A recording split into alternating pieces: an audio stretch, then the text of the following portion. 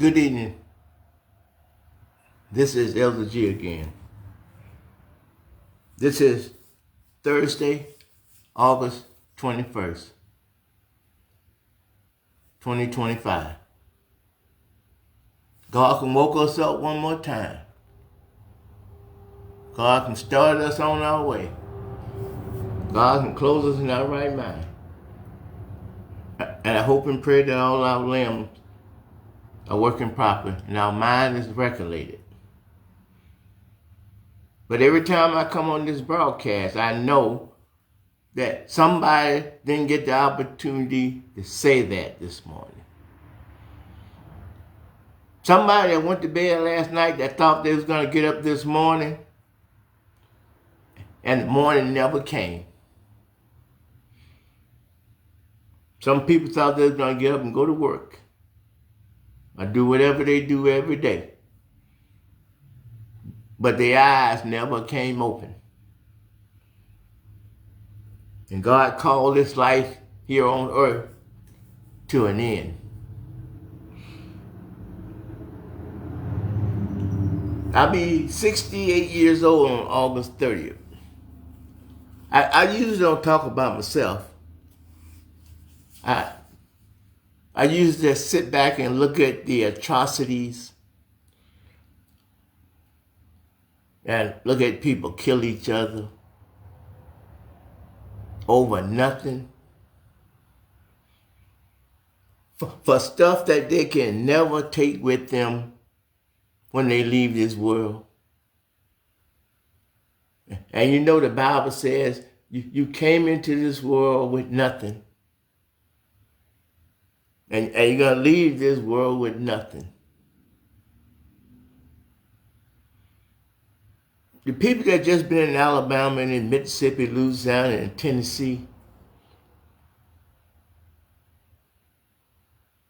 they haven't seen nothing of the real world. Because the world is so much different from what you know. See, after a while, you realize that the world, as you see it now, is controlled by Satan. And God created Satan for this very purpose.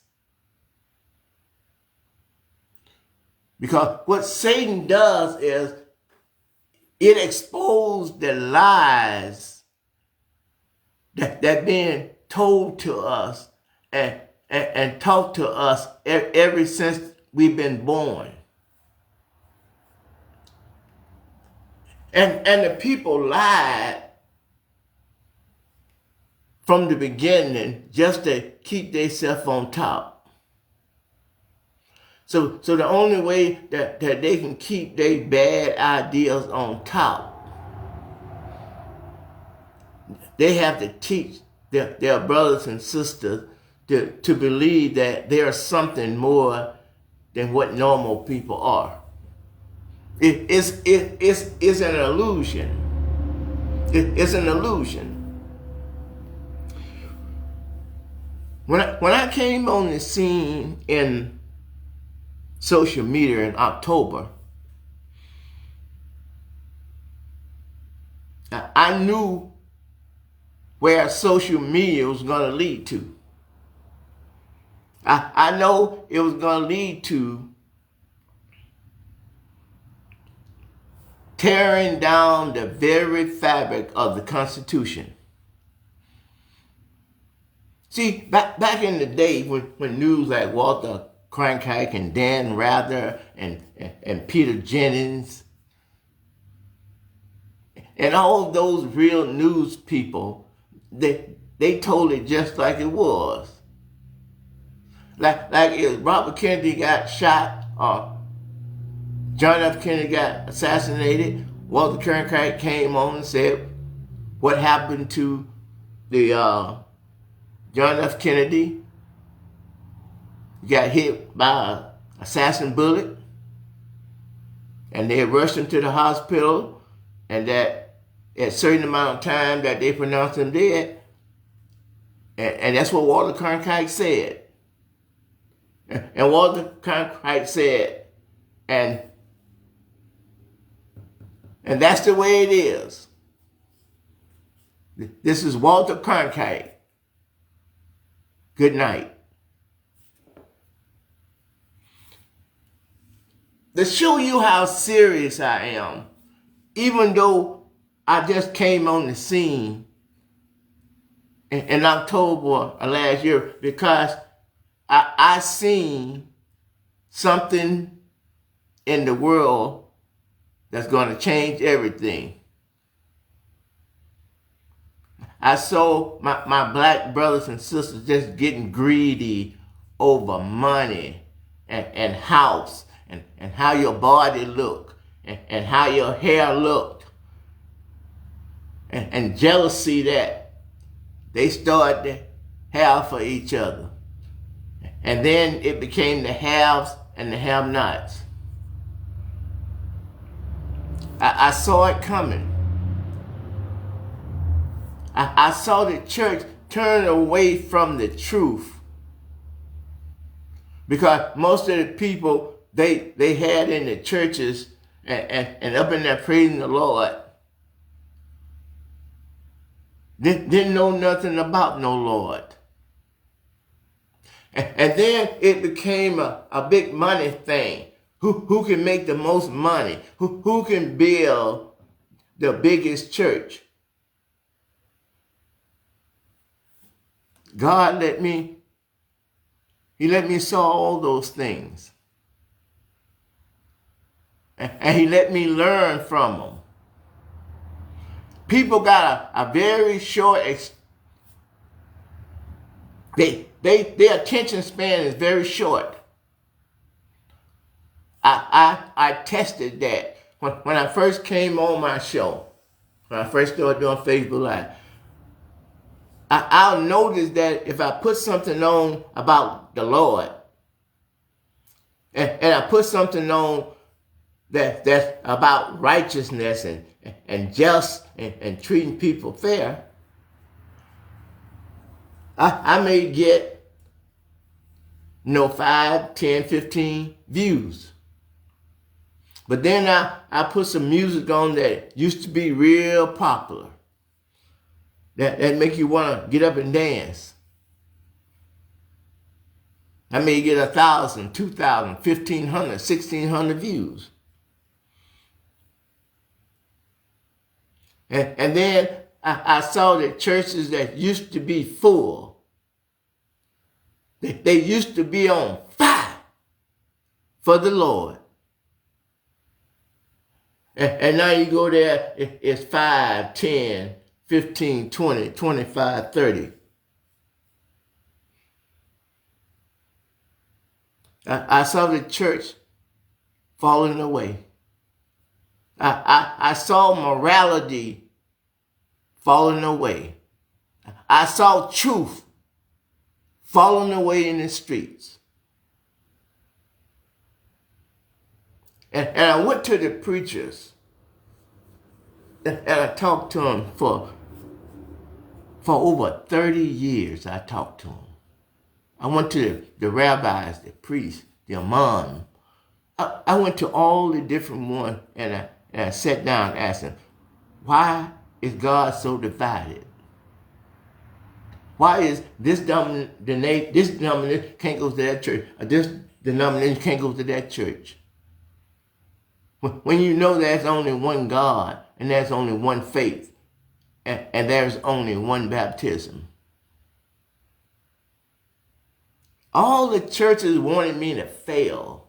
The preachers wanted me to fail. Because I was telling the truth and nothing but the truth, so help me God. So they slanderized my name. And they said I was crazy, a lunatic, a radical. I probably am all those things. But I'm radical for the Lord. I'm a nutcase for the Lord. Who who are you a nutcase for? I believe that God is who he say he is. I believe that his son is Jesus Christ. And I see all these church folks running behind the devil for prestige, for power, the lust for money, to be adored. That's what most of our preachers are doing. They want to be adored, admired. Men of great stature.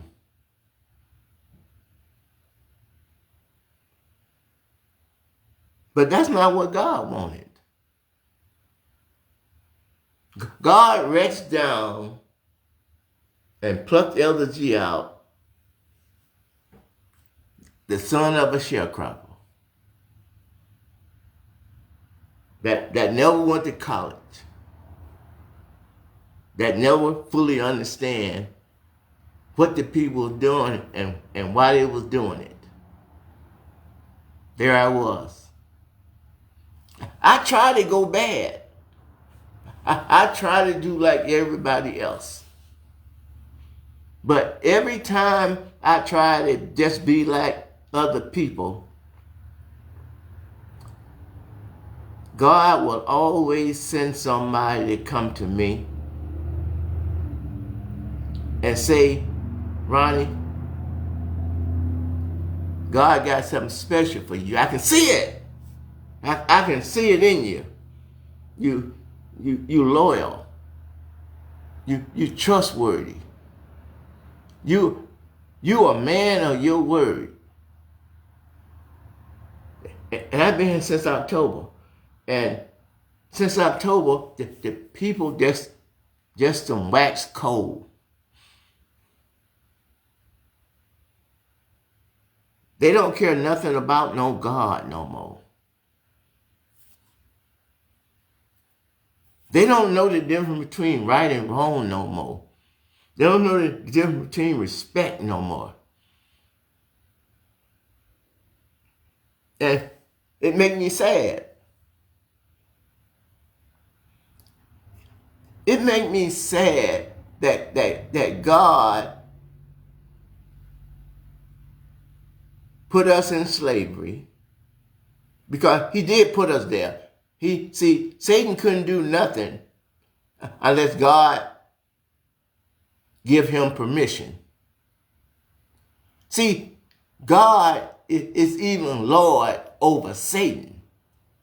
So God permitted it to happen. So I asked myself this: if God is just and God is fair and God is all loving, so that means that if God let us went into captivity, then he did it for a reason. There's a reason that we went into captivity. There's a reason that we are here in the United States. God got a reason for that. And the reason is that somebody is here in the United States that they're going to make a world of difference and where the world goes and where the United States goes. Even when they was calling us niggers, I knew the white man, long as you didn't break the little rules that he had put, and most of the time we wasn't around the white man. But even that white prejudiced man, if you didn't break the rules, that white prejudiced man still had respect.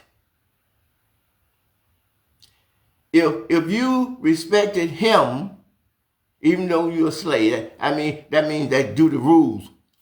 And he'll respect you for that. But these crazy MAGA people, these white nationals, they don't have the respect for nothing. They don't have no respect for no men, women, and children, or nothing. They just don't care about nothing. All the way down to the one that's only making $20,000 or $25,000 a year. That poor white man, he's the worst. Because he already feel that he defeated. Because he got to live down there in the neighborhood with the black and brown people, and the white people just left them behind as white trash. So they already mad. All they need is some kindling and a match. And they'll be set off. Like I said, I was born in 57, so I was very young when Kennedy got assassinated. But I remember when Kennedy got assassinated. The black men were just crying, and all the people just going around talking about they done killed Kennedy. And you know, if they killed Kennedy, you can imagine what they'll do to you. That's the fear and the intimidation that racist white man uses. That's to put fear. We blew the president head off. You know what we'll do to you. Abraham Lincoln went to war with them and prevailed. Or did he? Because as soon as they signed a little peace treaty and gave the white man his reparation before he set the slaves free, he was sitting in the movie theater probably thinking about the great victory that he had just achieved. And the next thing you know, he laying on the floor dead. Just because he tried to help minorities.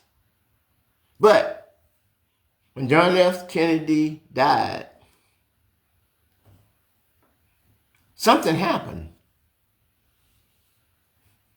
LBJ became president. He's the one that signed the Voting Rights Act into law. And the Civil Rights Act into law. So out of Kennedy dying, we got the Voting Rights Act and we got the Civil Rights Bill. Just to show you how long God has been watching over me and protecting me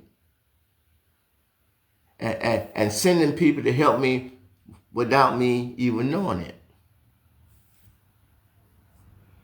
See, that's the way life is. So after LBJ, Nixon became president.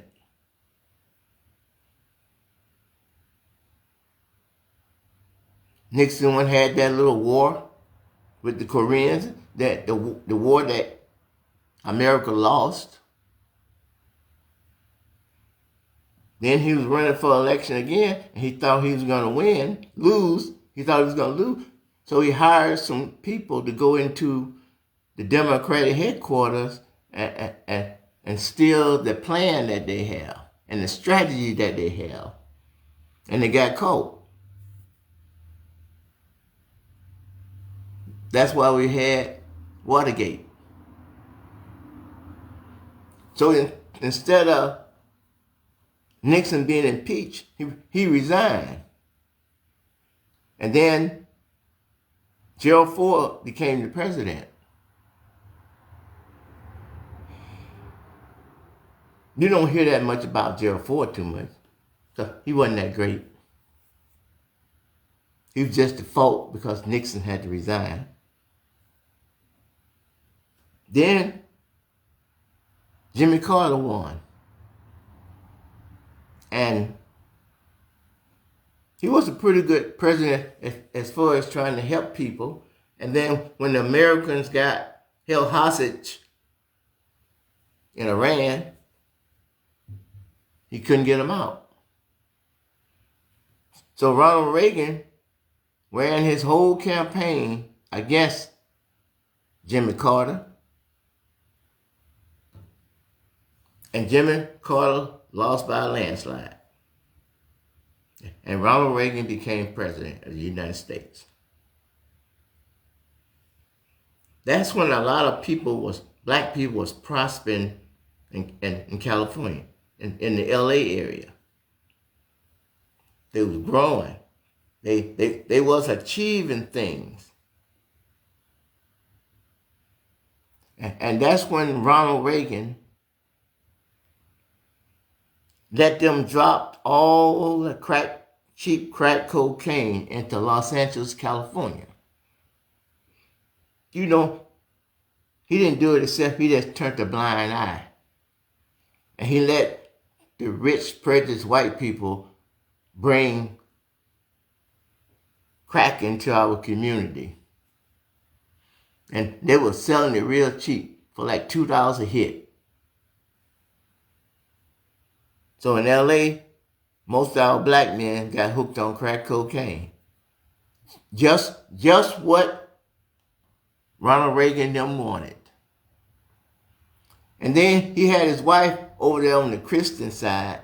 She was running a charity, and she had a slogan. It was put in all the bathroom, all the urinals in the men's bathroom, the little mats, and it said, "Just say no." And then it had a skillet on the stove, and they broke an egg, and then they said, "This is your brain on drugs." Now that same prejudiced white man that's talking about blacks and criticizing the blacks, they the one that burned down Black Wall Street.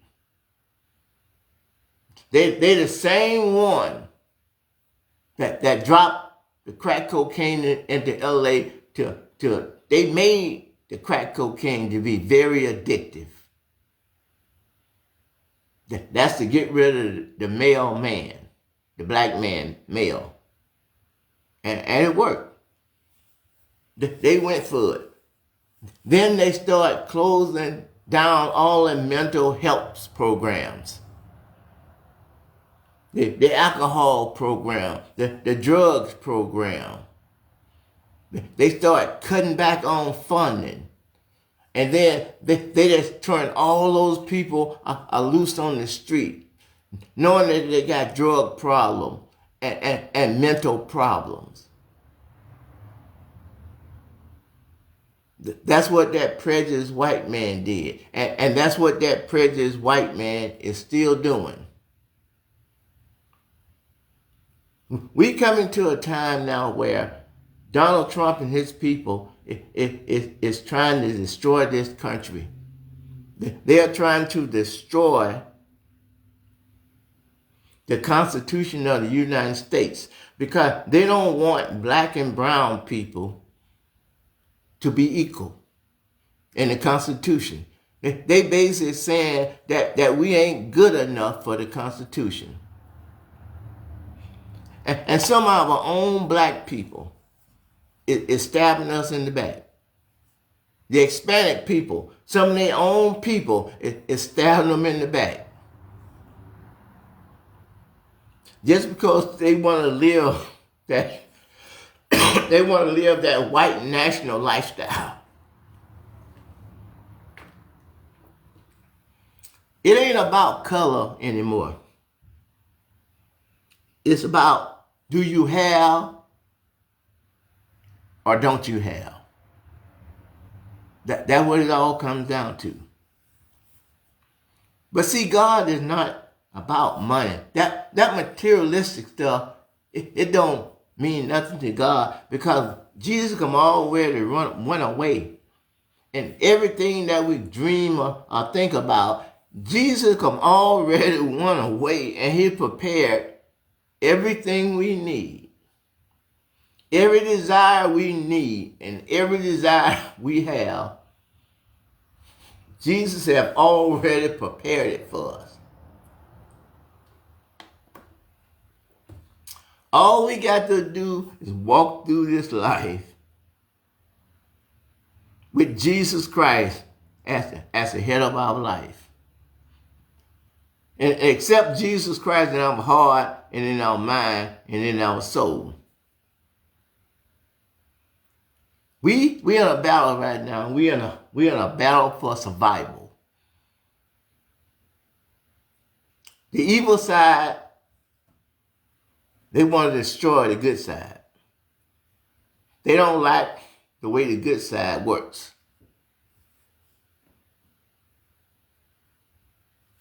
So they're gonna try to take by force. That's what Donald Trump them is doing. But God gonna cut Donald Trump down. Donald Trump and his minions, they think they're winning. I remember Solomon, one of Solomon's greatest victories. He was outnumbered. And he knew that if they went head to head with this other army, they would probably lose. So Solomon and his men, they went looking around and trying to find a good spot that they can put up their last stand. So as they were looking around, Solomon saw this ravine, this big old large and it was long ravine that God had showed to him. So Solomon had his men to clear everything away so that the army that's coming against them, they could easily get to us. And then Solomon had the men,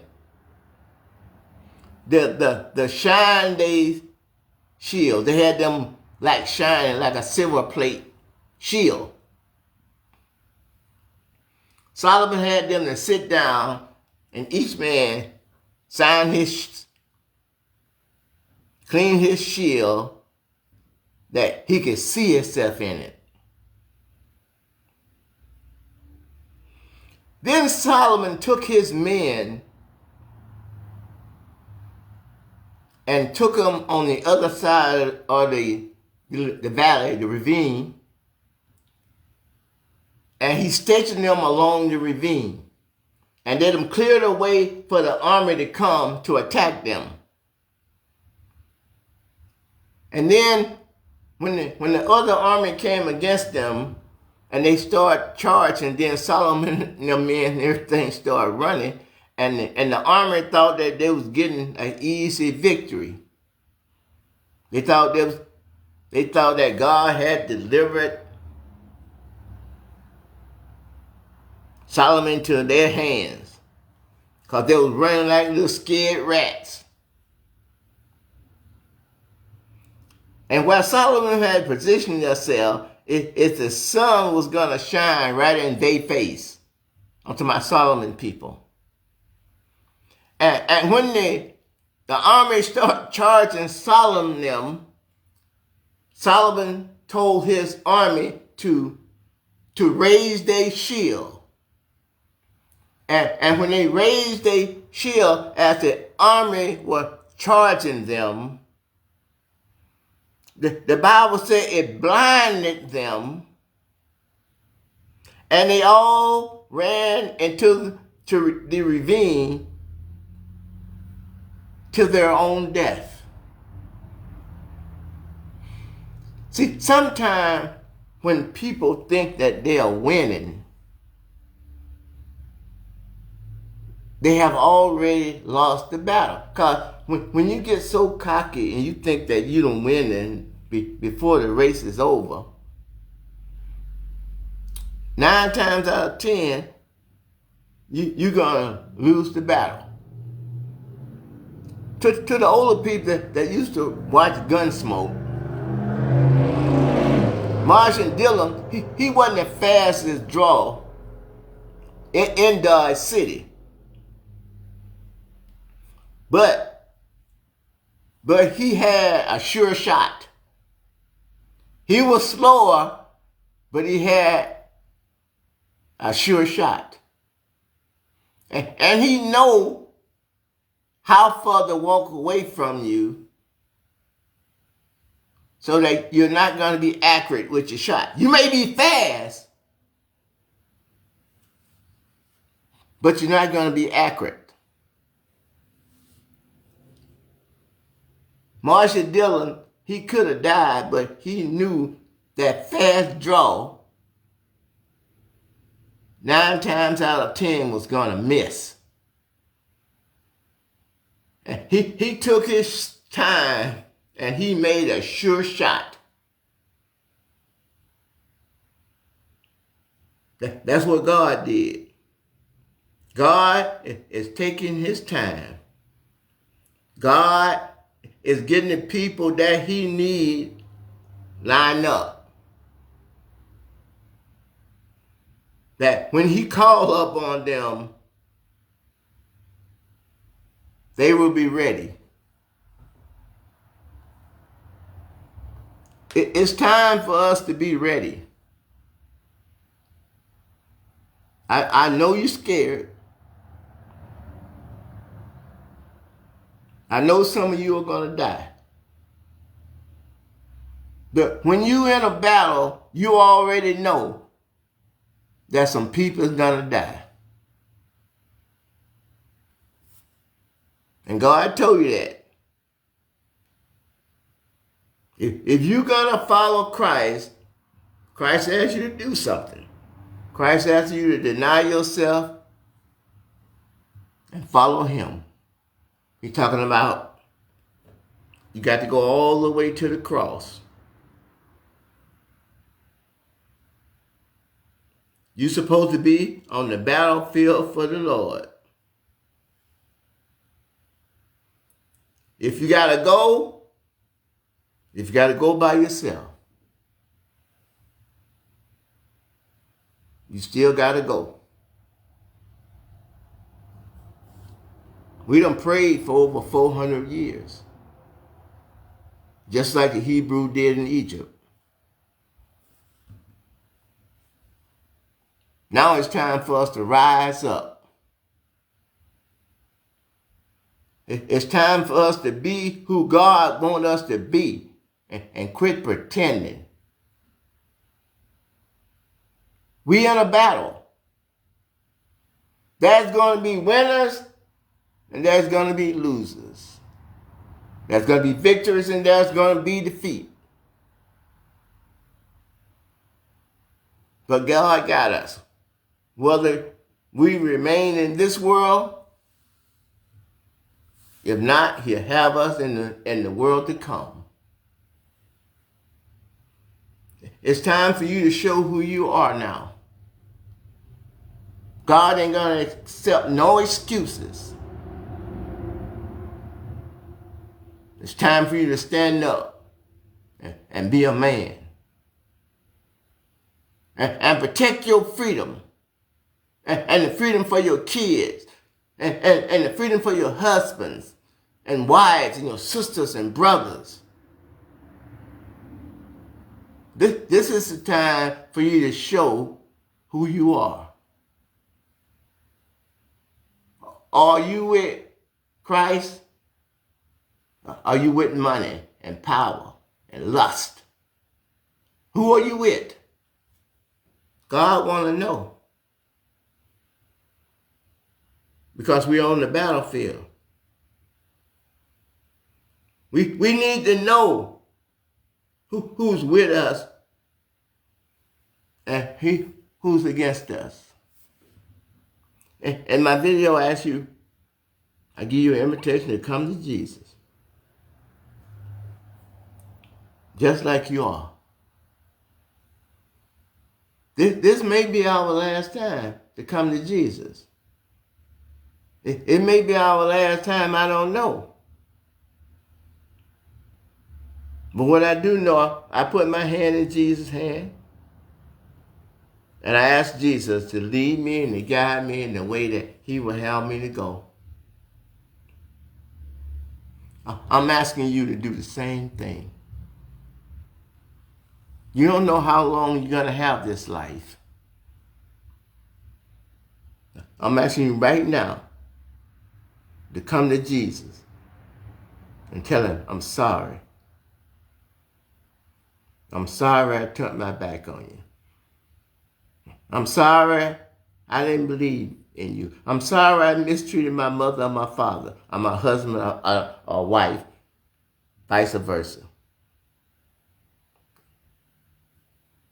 Jesus, I want you to fix me up.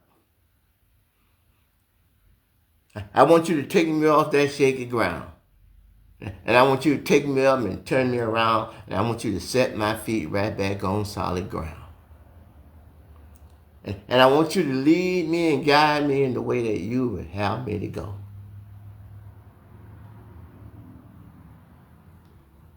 I trust you, Jesus.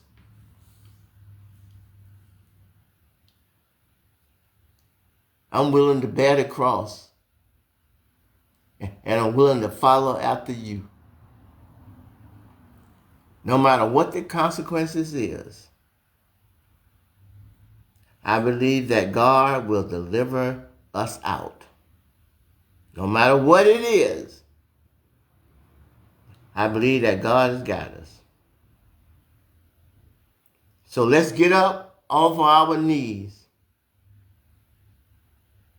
and let's fight this battle all the way to the cross. Now I'm praying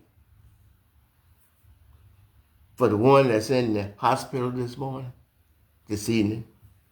I'm praying for the one that's in the nursing home beds. I don't pray for the one that's behind the prison bar and jailhouses. I don't pray for every church that's open in Jesus' name. I don't pray for every pastor that stand and pastor and spread the word of the Lord. I pray for every deacon that do his deaconly duties, every usher boy, every choir, every usher boy, every choir. And I pray for the ones that's sitting out there in the pew and going up and down these dangerous highways. I never thought I would have to sit down and look at this America, one of the greatest countries in the world. Just watch them let a man that don't believe in God, that don't believe in treating people fair, just run all over God's people. It make me want to drop my head in shame. That all that God have done for us. Bible tell you, if you can't do these things for your sister and brother, you can't feed them when they're hungry. I get them water when they're thirsty. I visit them when they're in prison. God said, you didn't do it for them. Jesus said, you didn't do it for me either. Then I do a corporate prayer. Jesus' disciples came to him and asked Jesus to teach them how to pray the same way John the Baptist taught his disciples. Jesus said, when you pray, pray ye in this manner. Our Father, which art in heaven, hallowed be thy name. Thy kingdom come. Thy will be done on earth as it is in heaven. Give us this day, O Lord, our daily bread, and forgive us our debts, as we forgive our debtors. And lead us not, O Lord, into temptation, but deliver us from the evil one. For thine is the kingdom, the power, and the glory, forever and ever. Amen. And may the Lord wipe between me and thee, while we absent one from another. I love you. Go in peace. Bye-bye.